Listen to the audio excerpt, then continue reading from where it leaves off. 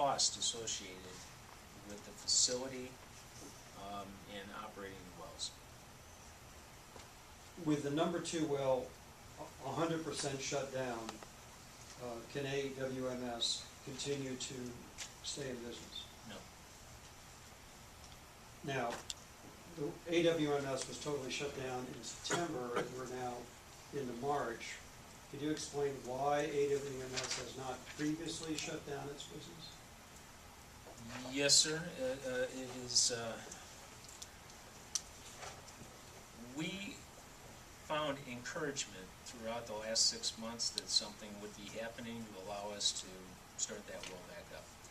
For instance, in September, we submitted that plan that was required by the auditors.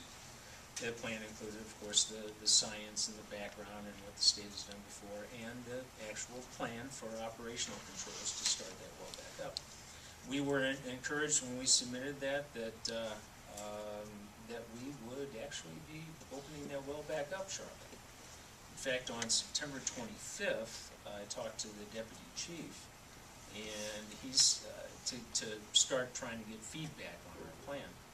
And he said at that time that the division is ready to move forward as soon as possible, but they need administration's okay first. After September, we started. We also had to file the appeal within 30 days of the orders coming out. The night before we filed the appeal, I called both the assistant chief and the deputy chief, letting them know that we were out of time. We had to file the appeal. And I did talk to Mr. Worstall, and he said, yes, fully understand what you have to do, not a problem, hopefully we can move forward on this before too long. On or about second week of October, I started formally asking for a meeting with the division to get feedback on the plan. My greatest fear was that, one day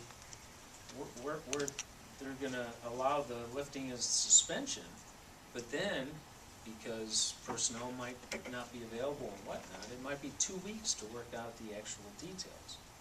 So I wanted to work out the actual details of the restart of the operational controls, because we had gotten no feedback on what we had presented.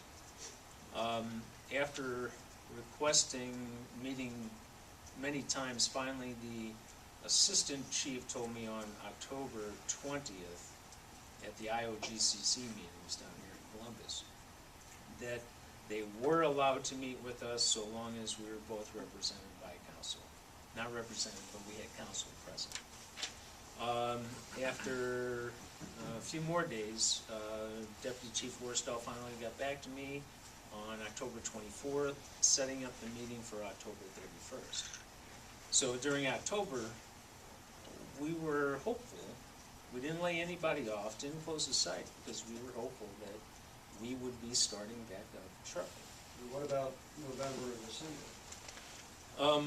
On October 31st, that actual meeting, we were told by the chief counsel for ODNR that they would not be lifting the suspension until the state had their final policy making done, which was the first time we had heard that.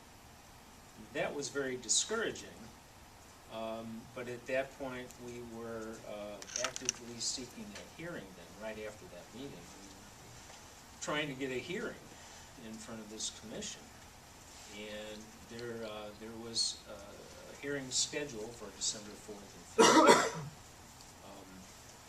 So in November, we did not close the site or lay anybody off because we were encouraged that we would get due process. And then the December hearing did not occur for scheduling reasons, correct? The night before the hearing, there was an absence that came up, so there was no quorum. And what about, that takes us to the end of the year, what about January? Why didn't you shut down in January? On January 7th, and we were actively talking about what we needed to do. We were still, we thought in late December, early January, that we would still get a timely hearing.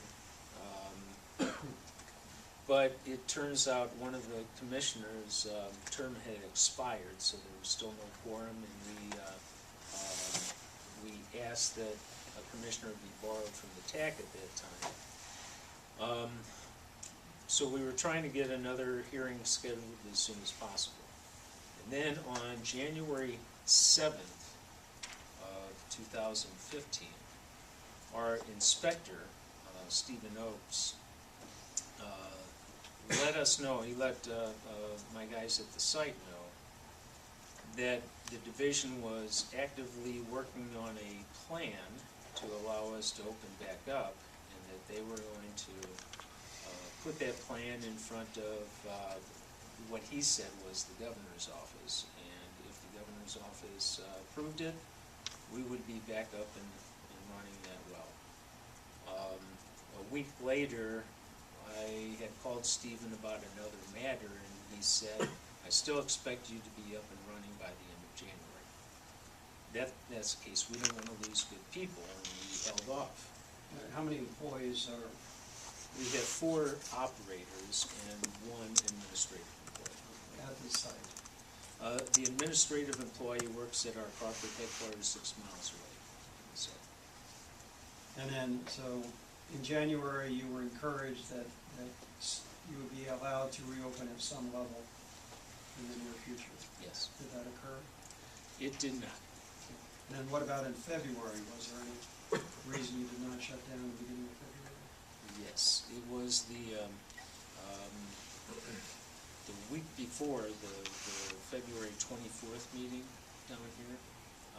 Deputy Chief Worstow had called me early one morning, asked me to have our attorneys contact their attorneys and set up a meeting for the following week. And we were encouraged that that was a meeting where they would present the plan and we would be allowed to open the well back up. That's not what happened during the meeting. And then we're here today. Yes, sir. If this well is not allowed to reopen at a reasonable level, what action will AWMS have to take? We haven't decided fully yet, but it only makes sense that there